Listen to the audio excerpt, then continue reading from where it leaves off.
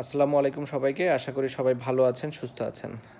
Just দুটি বিষয় আসলে ক্লিয়ার করবার জন্য আপনাদের উদ্দেশ্যে এই ভিডিওটি করা। প্রথমটি ফোন ভাঙা নিয়ে। আমি কখনোই বুঝতে পারি না আমি অন্য একজনের ফোন ভাঙলে সেটাতে আমার আসলে কী উপকার হবে কিংবা আমি কী বেনিফিট পাবো। আপনারা হয়তো ভালো অ্যান্সার দিতে পারবেন এটার। আর যার ফোন ভাঙা নিয়ে কথা হচ্ছে তার ফোনটি আমি কখনোই ইন্টেনশনালি ভাঙিনি।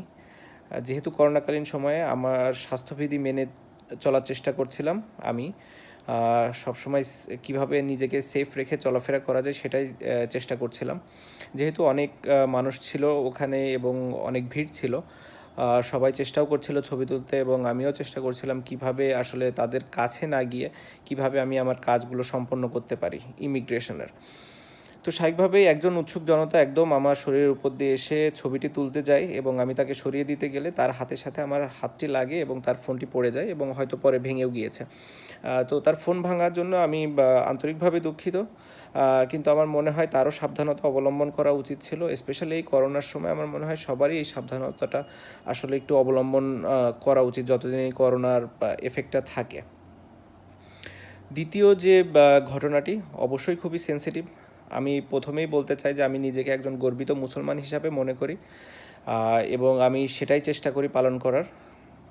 ভুল ত্রুটি হবেই এবং ভুল ত্রুটি নিয়েই আমরা আসলে জীবনে চলাচল করি। আমার কোনো ভুল হয়ে থাকলে অবশ্যই আমি আপনাদের কাছে ক্ষমা প্রার্থনা করছি এবং আপনাদের মনে কষ্ট দিয়ে থাকলে সেজন্য আমি ক্ষমা প্রার্থনা করছি। এখন আসি আসলে পূজার বিষয়টি নিয়ে। পূজার বিষয়টি বা এখানে আসলে নিউজ কিংবা মিডিয়া, সোশ্যাল মিডিয়া সব জায়গায় এসেছে আমি পূজার উদ্বোধন করতে গিয়েছি, যেটি আমি আসলে কখনোই যাইও নি ও কিংবা করিও নি। এটির প্রমাণ আপনারা অবশ্যই পাবেন। যেটি হচ্ছে অনেক সাংবাদিক ভাই বোনেরাই ওখানে ছিলেন, যাদেরকে হয়তো ইনভাইট করা হয়েছে কিংবা আপনারা যদি ওইখানকার ইনভিটেশন কার্ডটাও দেখেন, কার্ডে আসলে লেখা আছে যে কে আসলে ওটার উদ্বোধন করেছে এবং সেটি উদ্বোধন হয়েছে আমি যাবার আগেই। এবং যে জায়গাতে আমাদের প্রোগ্রামটি হয়েছে, আমাদের অনুষ্ঠানটি হয়েছে, সেটি অবশ্যই পূজা মণ্ডপ ছিল না এবং পাশে আরেকটি স্টেজ ছিল, সেখানে করা হয়েছিল এবং পুরো অনুষ্ঠানটি আসলে সেখানে হয়। প্রায় 40-45 মিনিট ব্যাপী সে অনুষ্ঠানে আমি ছিলাম এবং এখানে কোনো ধর্ম, বর্ণ কোনো কিছু নিয়ে কখনো কথা হয়নি। অনুষ্ঠান শেষে যখন আমি গাড়িতে উঠতে হবে, আসলে যেহেতু ওখানে পাশেই পূজার আয়োজন ছিল এবং গাড়িতে আমার উঠতে হবে, অনেকগুলো রাস্তা আসলে বন্ধ ছিল। তো স্বাভাবিকভাবেই পূজা ওই মণ্ডপটি ক্রস করে আমাকে যেতে হতো, যেটি আমি গিয়েছি।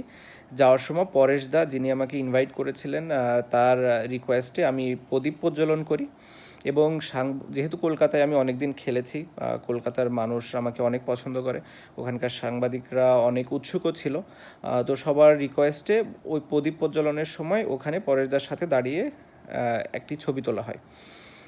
ছবি তুলে যখন যাওয়ার সময় আসলে সাংবাদিকদের সাথে আমার যারা নিরাপত্তা কর্মী ছিল তাদের একটু বাদবিতণ্ডাও হয়, একটু হাতাহাতিও হয়। সেই ঘটনার কারণে আসলে আমরা ওই দিক দিয়ে আর যেতে পারিনি, পরে আবার ব্যাক করে অন্য রাস্তা দিয়ে গিয়েছি।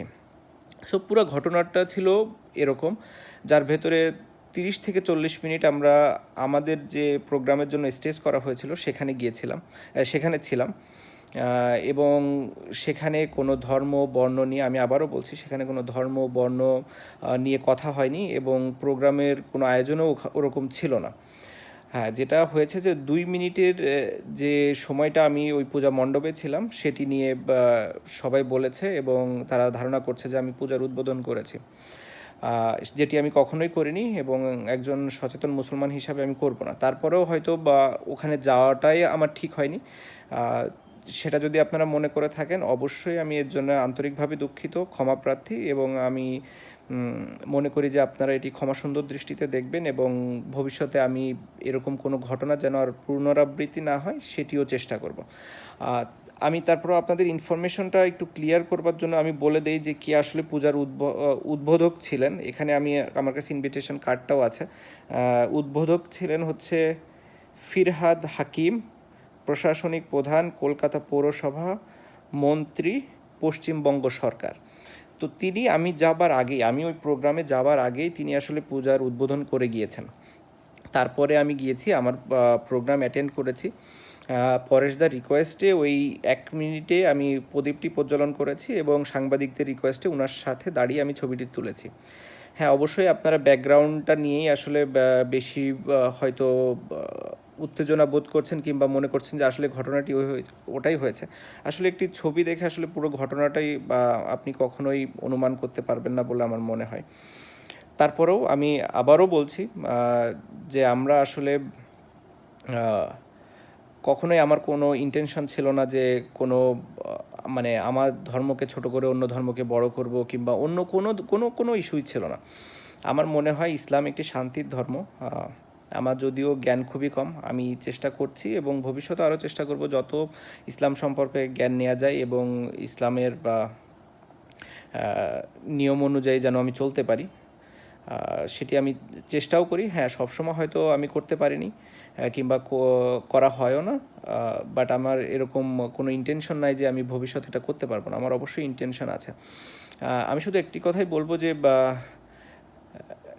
এমন কিছু যেন আমরা না করি যেটাতে মানুষ আমাদেরকে দ্বন্দ্বে ফেলে দেয় যে আমরা আসলে এক নাকি আলাদা। কারণ আমরা যতক্ষণ পর্যন্ত এক থাকবো ততক্ষণ পর্যন্ত আমরা শক্তিশালী। আমরা বিভিন্ন উদাহরণ চাইলেই দিতে পারি, আমি চাইলেই আরও অনেক উদাহরণ দিতে পারি, কিন্তু আমি ওগুলো আসলে দিতে চাই না। আমি মনে করি যে আমরা মুসলমান যারা আছি অবশ্যই তারা এক থাকবো সবসময়, কারণ আমাদের এক থাকা জরুরি, আমাদের একতাটা থাকাটা খুবই জরুরি। যখনই আমরা আলাদা আলাদা হয়ে যাব তখনই আমরা দুর্বল, যখনই আমরা এক থাকবো তখনই আমরা স্ট্রং। এমনি আপনারা অবশ্যই অনেকেই অনেক বেশি জানেন, অনেক জ্ঞানী, এই সম্পর্কে অনেক ধারণা আছেন। তাদের ভালো বড় পরামর্শগুলো আমি অবশ্যই শোনার চেষ্টা করব, তারা যদি কেউ বলেন। এবং এটি আমি মানে খুব সাদরে আমন্ত্রণেই জানাবো যদি কেউ আমাকে ভালো কোনো কিছু জানাতে চান কিংবা জানাতে পারেন। বাট একটা জিনিসই আমি শুধু বলতে চাই যে আপনারা কখনোই এরকম মনে করবেন না। দু এক জায়গায় আমি দেখছি যে আমি ঠিক দেখছি না, আমাকে মানে আমি আসলে খুব বেশি একটা এগুলোতে ফোকাস করি না। তারপরে অনেকে অনেক কিছু, যেহেতু এখন আসলে সোশ্যাল মিডিয়াটা এমন একটা পর্যায়ে চলে গেছে যে আপনি চাইলেও অনেক কিছু ইগনোর করতে পারবেন না। তো আমার নামের সামনে যেহেতু অনেকেই শ্রী শ্রী কিংবা সিঁদুর, প্রদীপ, মন্দির অনেক কিছু দিয়ে অনেক কিছু বলছেন। আসলে এটাতে আমরা ইসলামের কিংবা আমাদের ধর্মের কতটা উপরে নিচ্ছি না নিচে আনছি এটা আমার বোধগম্য না। তো আশা করি আমরা সবাই আমাদের জায়গা থেকে দায়িত্বশীল ভূমিকা পালন করব। আমি তারপরেও আবারও ক্ষমা চেয়ে নিচ্ছি আপনাদের সকলের কাছ থেকে এবং আমি চেষ্টা করব নিজের জায়গা থেকে দায়িত্বশীল ভূমিকা পালন করার, একজন গর্বিত মুসলমান হিসাবে।